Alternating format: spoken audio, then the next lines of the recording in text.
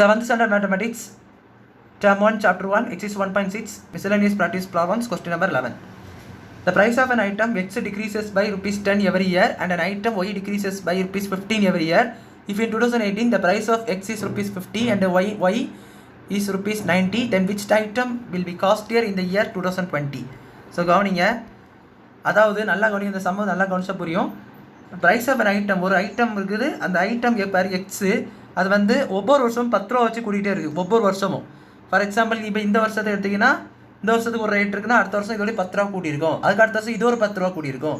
So இந்த மாதிரி வரக்கூடிய தான் இந்த concept. Price of item X increases by rupees 10 every year. இன்னொரு ஐட்டம் ஒய்ன்னு சொல்லிட்டு ஒரு ஐட்டம் இருக்குது, அது பார்த்தீங்கன்னா என்ன செய்யுதுன்னா 15 வச்சு டிக்ரீஸ் ஆகிட்டு குறைஞ்சிட்டு வருது. இப்போ இந்த வருஷம் ஒரு ரூபா இருக்குது, அடுத்த வருஷம்னா என்ன செய்யும், 15 rupees குறைஞ்சிருக்கும், அதுக்கு அடுத்த rupees இன்னும் 50 rupees குறைஞ்சிருக்கும். ஸோ இந்த மாதிரி சொல்லக்கூடியதான் மேலே உள்ள லைனு. இப்போ 2018 2018 பார்த்தீங்கன்னா எக்ஸோடைய ப்ரைஸ் 50 ரூபா, ஒய்யோடைய ப்ரைஸ் பார்த்தீங்கன்னா 90 ரூபா.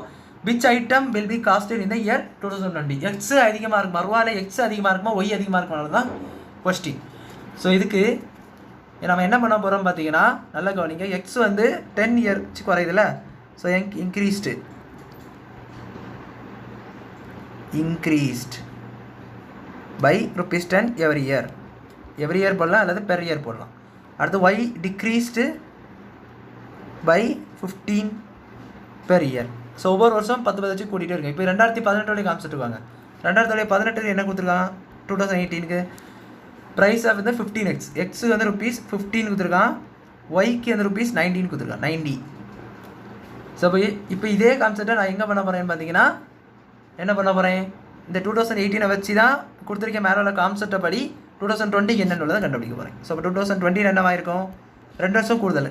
2018க்கு 2020க்கு என்ன கேப் இருக்குது, 2 வருஷம் கேப். ஸோ அப்போ 2 வருஷம் கேப்புனா 2 வருஷம் பேருக்குல, ஸோ ஒரு வருஷம் 10 ரூபா வச்சு கூடுது.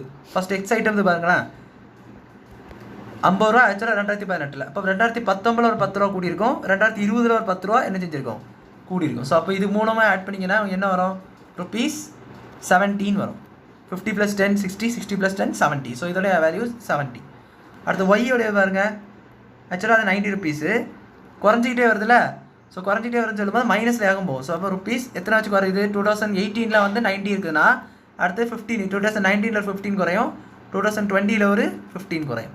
ஸோ இதோடைய ஆன்சர் பார்த்தீங்கன்னா கரெக்டாக எழுதுறேன் உங்களுக்கு புரியுற மாதிரி, ஈக்குவல் டு 90 மைனஸ் 15 ஆட் பண்ணிங்கன்னா 13 வருமா. ஸோ இது ஆன்சர் பார்த்தீங்கன்னா 60. ஸோ அப்போ rupees 60, இது பார்த்தீங்கன்னா rupees 70, இது 660. ஸோ அப்போ ஒய் தான் என்ன செஞ்சிருக்கு, குறைஞ்சிருக்கு. அப்போ ரொம்பவே குறைஞ்சிருக்கு, எக்ஸ் ரொம்ப காஸ்ட்லியாக இருக்குது. So that the item X is costlier. எது காஸ்ட்லியாக இருந்தாலும் கேட்டிருக்காங்க இந்த இயர் 2020, எது காஸ்ட்லியாக இருக்குன்னு தான் கொஸ்டின் பாருங்கள். Which item will be costlier இந்த இயர் 2020? ஸோ அதுக்கு பார்த்தீங்கன்னா ஆன்சர் பார்த்தீங்கன்னா இதுதான். எப்படி கண்டுபிடிச்சிருக்கோம், இப்படி தான் நம்ம கண்டுபிடிச்சிருக்கோம். 2018 வந்து ஒரு குறிப்பிட்ட ரேட் இருக்குது, அப்போ 2019 ஒரு குறிப்பிட்ட ரேட் இன்க்ரீஸ் அல்லது டிக்ரீஸ் ஆகும், 2020 ரேட் இன்க்ரீஸ் அல்லது டிக்ரீஸ் ஆகும். ஸோ அதை வச்சு 2020 எது கூடுதலாக இருக்குன்றதை நம்ம கண்டுபிடிச்சிருக்கோம். ஸோ அவ்வளோதான் அந்த சம் புரிஞ்சுக்கணும்னு நினைக்கிறேன். தேங்க்யூ.